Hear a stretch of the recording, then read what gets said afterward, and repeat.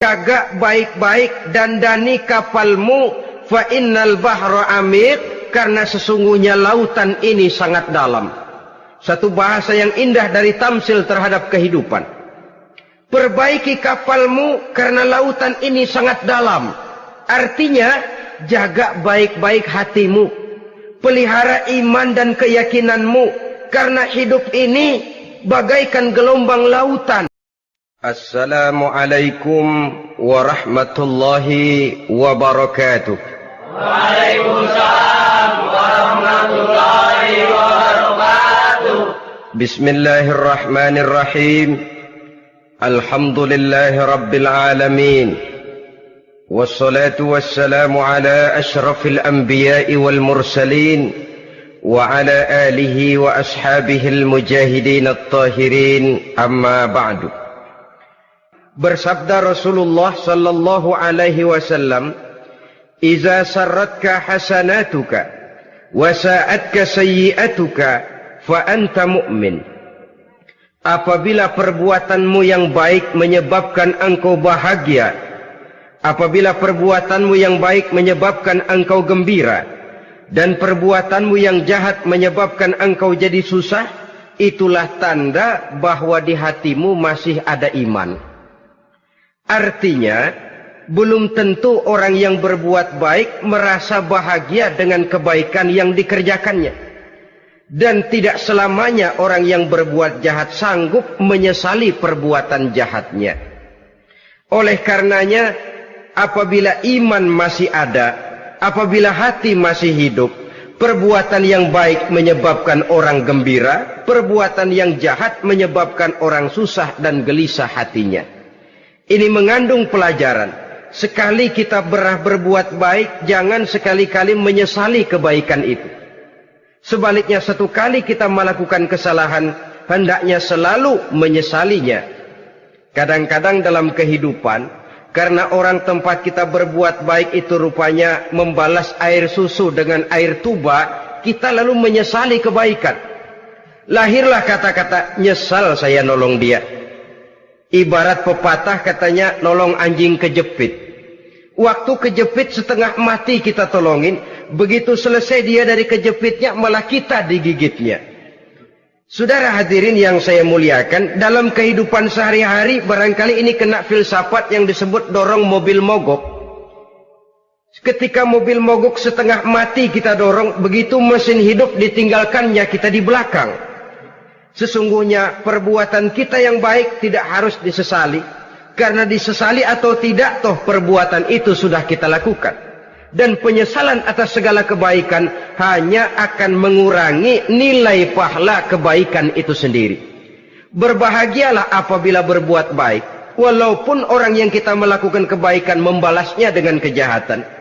Menyesalah apabila berbuat kesalahan, apabila melakukan dosa, karena itu pertanda nilai iman yang masih hidup dalam jiwa kita. Saudara-saudara kaum muslimin yang berbahagia, jadi sungguh pun pahala dan dosa sesuatu yang abstrak, efeknya jelas dia mendatangkan kebahagiaan atau membawa kepada kegelisahan batin di dalam kehidupan manusia. Orang di zaman materialis kurang terangsang berbuat pahala dan terdorong melakukan dosa. Kenapa? Karena pahala tidak kelihatan, dosa tidak nampak.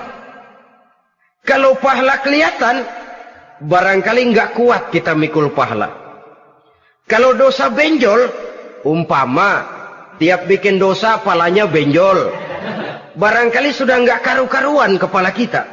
Baik pahala, baik dosa, sesuatu yang tidak nampak oleh pandangan mata zahir, tapi yang punya efek dalam kehidupan ini.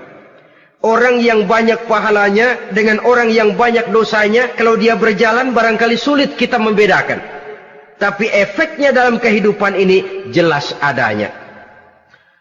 Sesuatu yang bernama pahala kita perlukan, karena hidup tidak berhenti hingga di sini. Sesuatu yang bernama dosa harus kita hindarkan, karena ada kelanjutan sesudah hidup yang sekarang ini. Kehidupan dari satu pertanggungan jawab. Itu sebabnya Imam Ghazali dalam bahasa yang indah sekali berpesan, "Jaddidis safinah fa innal bahra amiq Wa khuziz zad fa inna safara ba'id. Perbarui selalu kapalmu, rawat, jaga baik-baik, dandani kapalmu, fa innal bahra amiq, karena sesungguhnya lautan ini sangat dalam. Satu bahasa yang indah dari tamsil terhadap kehidupan. Perbaiki kapalmu karena lautan ini sangat dalam. Artinya, jaga baik-baik hatimu, pelihara iman dan keyakinanmu, karena hidup ini bagaikan gelombang lautan. Tempo-tempo air tenang, tempo-tempo ombak menggila dan menggunung. Jaga iman baik-baik karena hidup penuh dengan cobaan dan ujian. Itu maksudnya. Wa khuziz zad fa inna safara ba'id. Dan bawa bekal yang banyak karena perjalanan hidup ini sangat panjang. Perjalanan ini sangat jauh. Kita kalau pergi keluar kota tentu saja membawa bekal. Makin jauh kota yang akan kita tuju, makin banyak bekal yang harus kita bawa. Alangkah sengsaranya manusia apabila dia akan pergi ke satu kota yang jauh, modalnya cuma nekat. Bagaimana nanti di sana sajalah. Tidak membawa bekal sebagaimana yang sewajarnya. Hal yang semacam ini senangnya sih belum tentu, keblangsak dan susahnya sudah kebayang. Itu dalam kehidupan di dunia ini. Bagaimana kalau sudah bicara tentang kehidupan yang akan datang? Karena sesungguhnya hidup ini merupakan satu perjalanan yang sangat panjang. Sejak kita tinggal di alam arwah, pada saat jasad belum lagi diciptakan Allah, ruh sudah diciptakannya lebih dahulu. Sampai kemudian kita pindah ke alam rahim, alam kandungan ibu. Untuk kemudian berpindah kepada kehidupan dunia. Dari dunia ini kita pindah ke alam barzakh. Di sana tinggal kita 100 tahun mungkin, 100.000 tahun mungkin, 1 juta tahun mungkin, menunggu saat datangnya kiamat. Lalu dari alam barzakh pindah kita ke alam akhirat. Satu perjalanan yang sangat panjang. Alangkah malangnya, alangkah sengsaranya, jika tahu kita begitu panjangnya perjalanan hidup ini, tidak ada bekal yang kita bawa. Artinya kesengsaraan, kesulitan yang bertali-tali sudah jelas akan menimpa kita.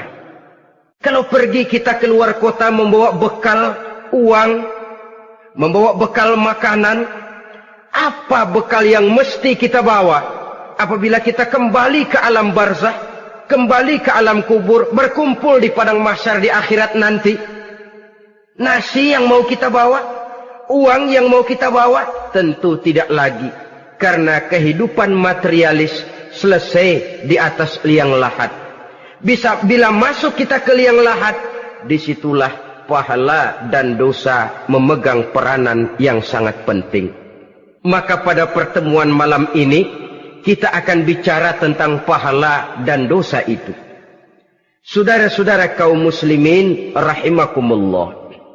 Yang dinamakan pahala, kata Imam Ali Al-Jurjani dalam kitab At-Ta'rifatnya, ma yastahiqqu bihi ar-rahmatu wal maghfiratu minallahi ta'ala. Sesuatu yang pelaksananya berhak untuk mendapat rahmah dan ampunan dari Allah.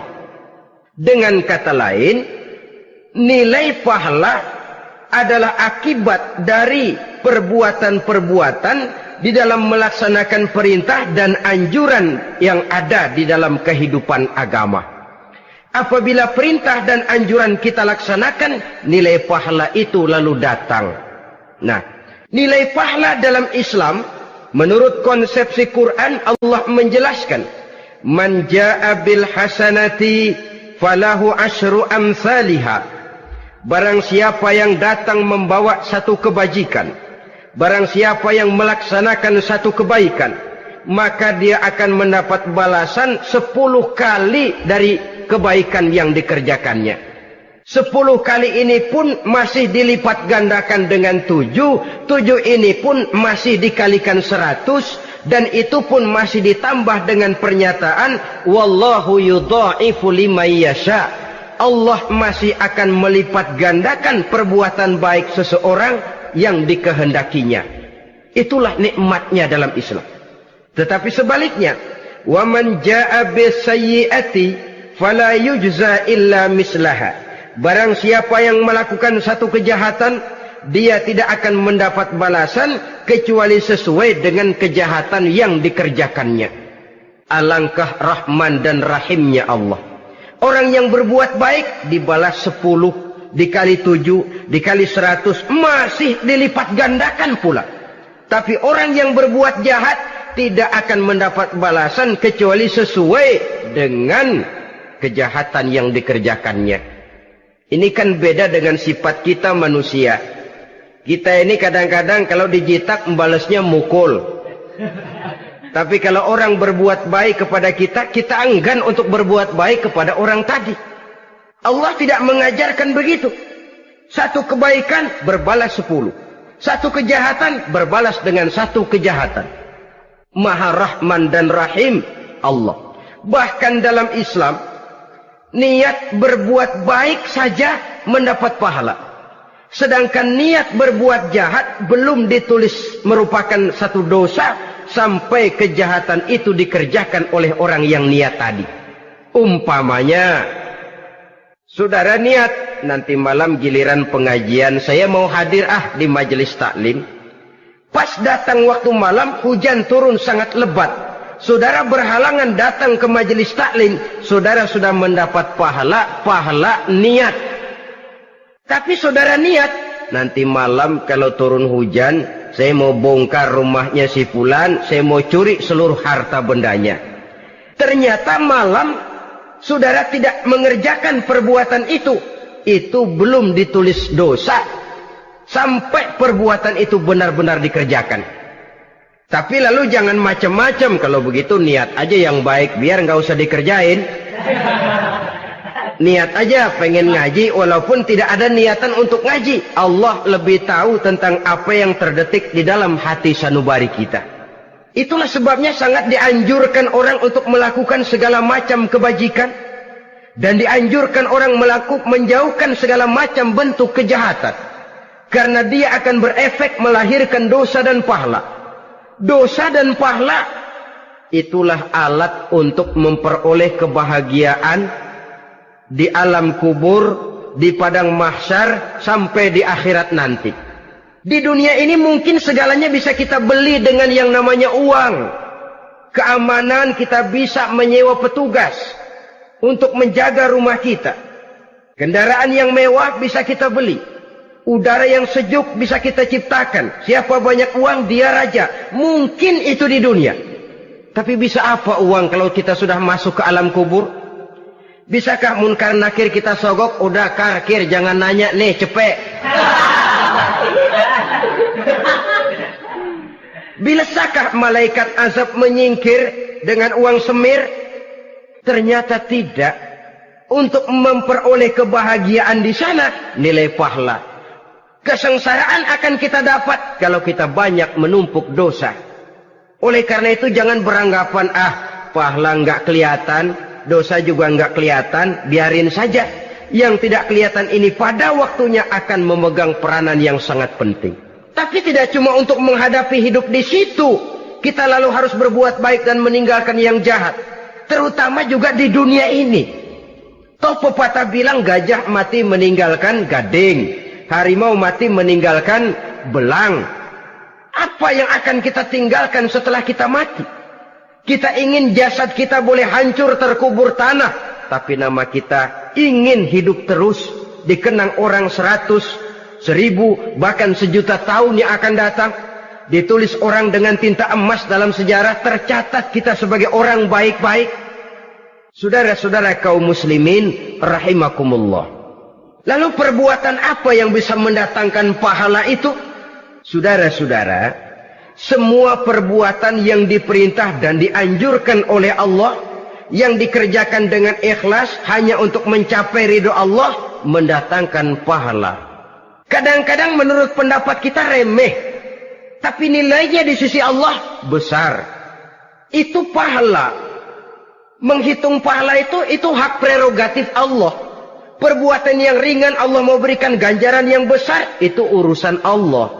Misalnya, kata Nabi, la tahqiranna minal ma'rufi syai'an. Jangan kamu menganggap remeh perbuatan baik walaupun kecil. Jangan merasa sulit melakukan perbuatan yang mengandung pahala. Bertemu dengan teman, muka kita cerah, berpahala. Menyingkirkan duri di jalanan, berpahala. Menolong orang yang sesat, memberitahu orang yang bertanya, berpahala. Tidak sulit kalau kita mau. Yang diperintah dan dianjurkan oleh agama, itu perbuatan yang mengandung nilai-nilai pahala. Masalahnya cuma tinggal mau atau tidak, dan dikerjakan dengan ikhlas. Bertemu teman, mukanya cerah, pahala. Menyingkirkan duri di jalanan, pahala. Sodakoh, pahala. Tidak berupa perbuatan, bisa berupa ucapan. Misalnya bersolawat, pahala. Bertasbih dan bertahmid, pahala. Kata Nabi, kalimatani khafifatani 'alal lisan, saqilatani fil mizan. Ada dua kalimat yang enteng di lidah tapi berat di timbangan akhirat nanti. Apa itu? Subhanallah walhamdulillah. Itu kan amalan yang ringan, perbuatan yang mudah saja, tapi nilainya demikian besar dalam pandangan Allah. Jadi pendeknya, perbuatan yang bernilai pahala adalah perintah dan anjuran agama yang dilaksanakan dengan ikhlas semata-mata untuk mencapai ridho Allah, itu mengandung pahala. Niat dasarnya itu harus karena Allah. Landasannya harus karena ikhlas. Bukan cuma sekedar basa-basi, tidak karena ingin dipuji orang, tidak karena mengharap tanda jasa, tapi ikhlas semata-mata. Dari perbuatan yang paling kecil dan mudah sekali sampai kepada amalan-amalan yang besar dan memerlukan biaya yang besar, seperti melaksanakan ibadah haji, seperti jihad fi sabilillah, membangun masjid, membangun pondok-pondok pesantren, membangun pusat-pusat kesehatan, membangun jalan-jalan umum, termasuk menjaga keamanan. Jangan dikira loh, siskamling umpamanya, menjaga keamanan kampung tidak berpahala. Kalau diniatkan ibadah, menjaga ketenangan warga supaya mereka tekun ibadah, ikhlas karena Allah, itu juga bernilai ibadah. Keluar kita dari rumah, pergi pagi, pulang sore, peras keringat, banting tulang cari nafkah, buat menghidupi anak istri kita. Kalau diniatkan ibadah, melaksanakan kewajiban sebagai kepala rumah tangga, membantu orang tua sebagai anak, itu juga perbuatan-perbuatan yang mengandung pahala. Yang terbaik sesuai dengan bidang kehidupan kita. Ada orang yang dinamakan abid, ahli ibadah, pahala yang paling baik bagi dia, banyak-banyak tahajud, sembahyang malam, wirid, zikir, tasbih. Ada yang dinamakan orang alim, pahala yang paling baik buat orang macam ini, mengajar, menyebarkan ilmu, mendakwahkan Islam. Ada yang disebut wali, pejabat pemerintah, petugas. Amalan pahala yang paling baik buat orang semacam ini, melayani masyarakat, bekerja di bidangnya sesuai dengan profesinya.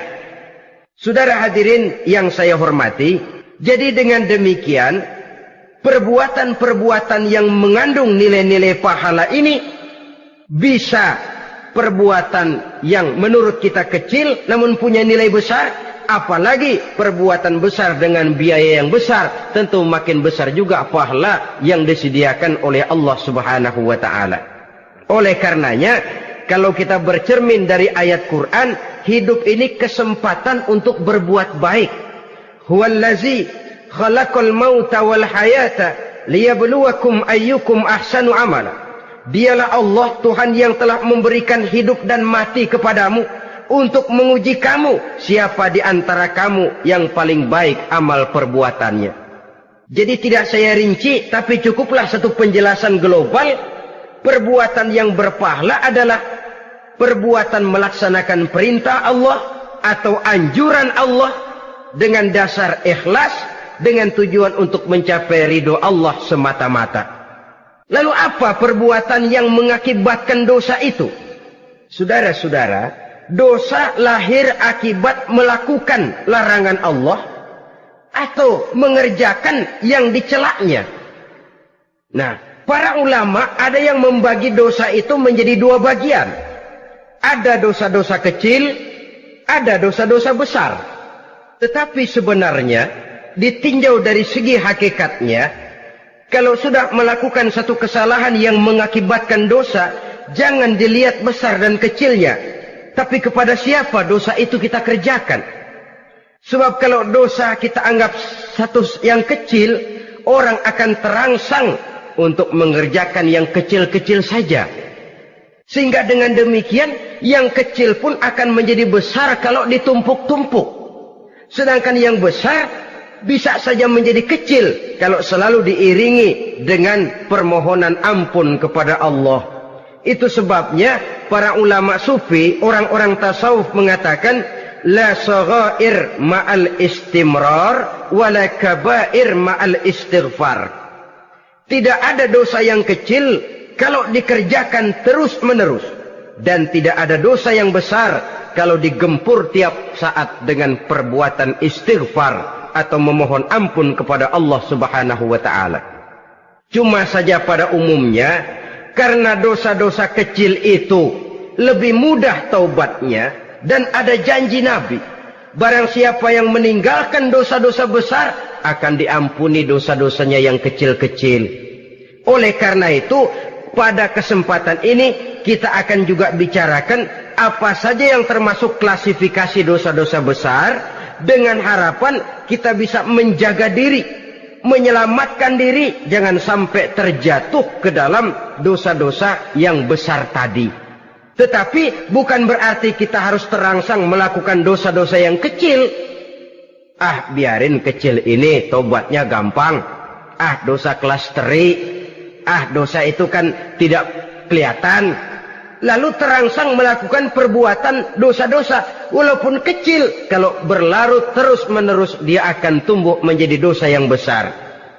Oleh karenanya, jangan sampai mengundang pengertian kalau kita membicarakan dosa-dosa yang besar lalu terangsang melakukan dosa-dosa yang kecil. Karena bagaimanapun juga dosa kecil dan dosa besar sama dalam arti kepada Allah kita melakukan kesalahan.